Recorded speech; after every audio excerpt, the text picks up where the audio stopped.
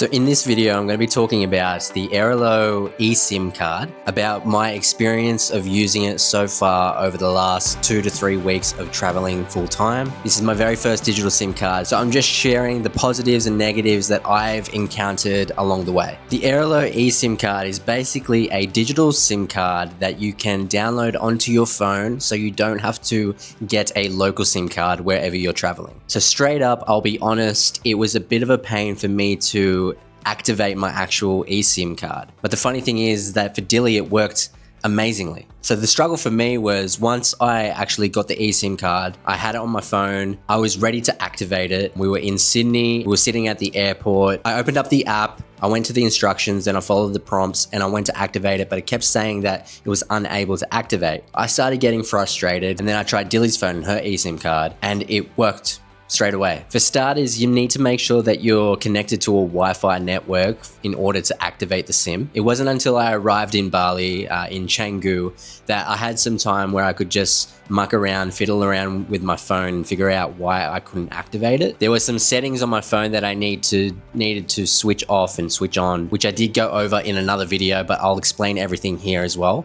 Go to mobile, and then you want to open up here where it says travel. I've just set a label. You want to turn on this line, and then you want to make sure data roaming is turned on as well.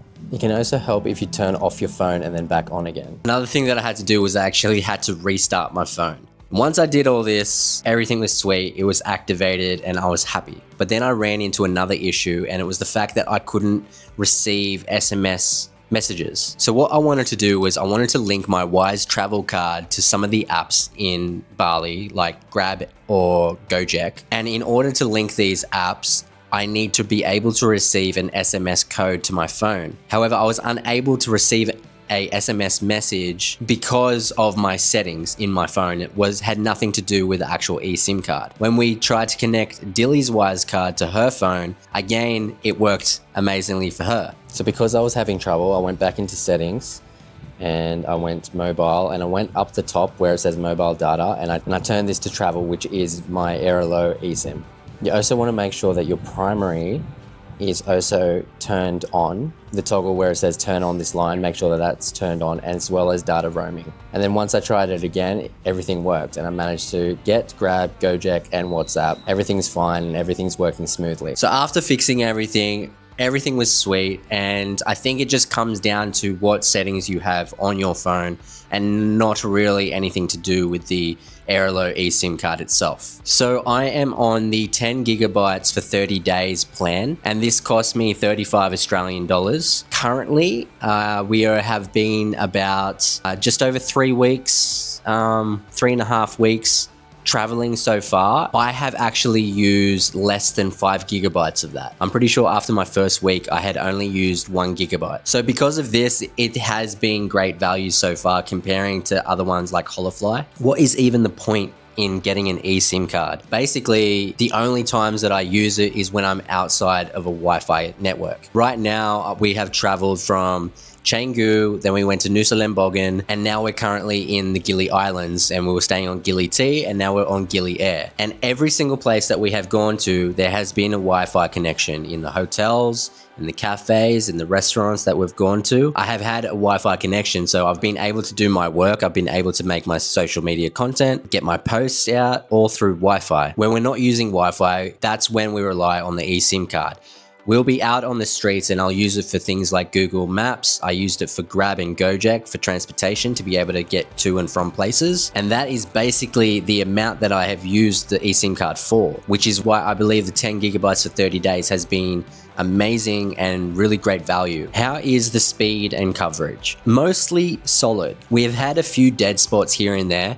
I did notice when we were walking through Canggu, there were some times where it was being a little slow to connect. Therefore, maybe I was delayed from booking my Gojek or Grab by about like a couple minutes. But I did notice that I would walk from one side of the road to the other and then it would work all of a sudden. I'm actually surprised that I feel like I've had better connection when I've been on Nusa Lembongan and the Gili Islands. It seems to be working much better than it was in Canggu, which I find to be a bit strange. But like I said, things like looking up maps and general browsing, it's actually working pretty good for us. Why did we pick Airalo? Basically, it was cheaper than Holafly.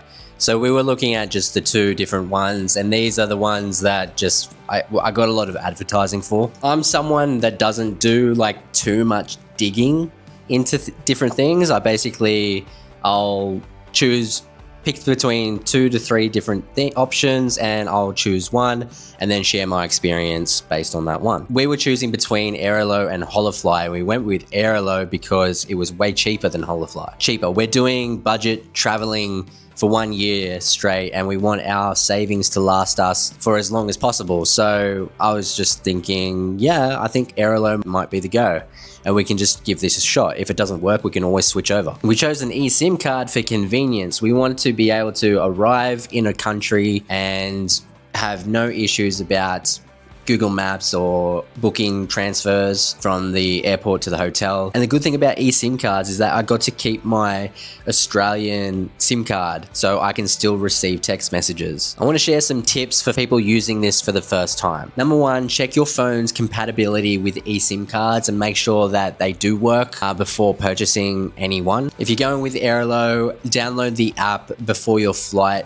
maybe even before you get to the airport, just in case you run into any issues like I did. You're going to have time before you actually arrive in your country, your destination. Therefore, you can fix the problem beforehand rather than do what I did.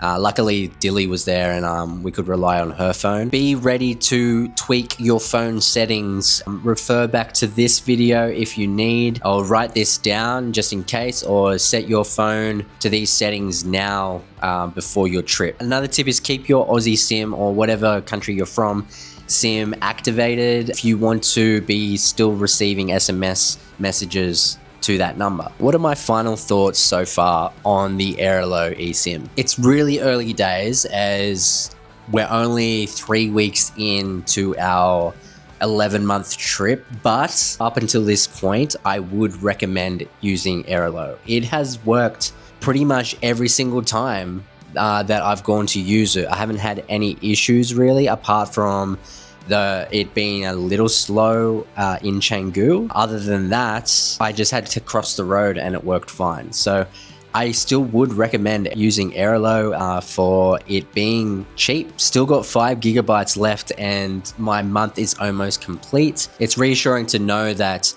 I mostly only use about 5 gigabytes outside of Wi-Fi on my phone, and if I ever need more than that, I've got 5 gigs in the bank still that I can use in case I want to watch a YouTube video while I'm waiting for a train or something, which I don't think I would do that. So if you're going to be using it for mostly booking drivers, checking maps, I would highly recommend getting Airalo. I'll be giving a proper verdict probably after using this for a few more months. That way I can really share the experience of what it's like using long term. I will be going over to Spain and Europe in October, November. So I'll be able to share what it was like using over in Europe as well. But let me know as well, if anyone else has had any issues with the Airalo SIM card, about the activating part of it, even receiving SMS codes. Let me know. I want to hear your experience.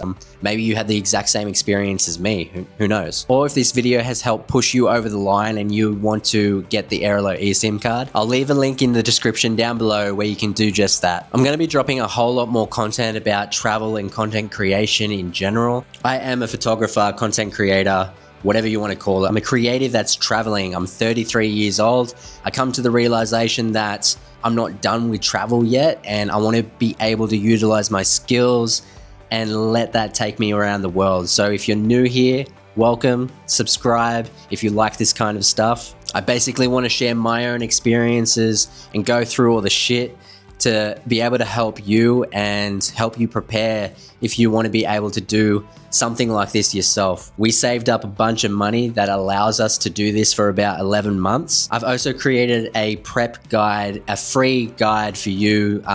You can go ahead, download that in the description down below. Hopefully that helps you get ready and propels you forward into making a big move and a big change like this yourself. But for now, I hope this video did help you in being able to figure out what eSIM card you want, and I hope it shed a little bit more light on the Airalo eSIM card. But for now, I'm Cameron, never stop creating, and I hope to catch you in the next video. See ya.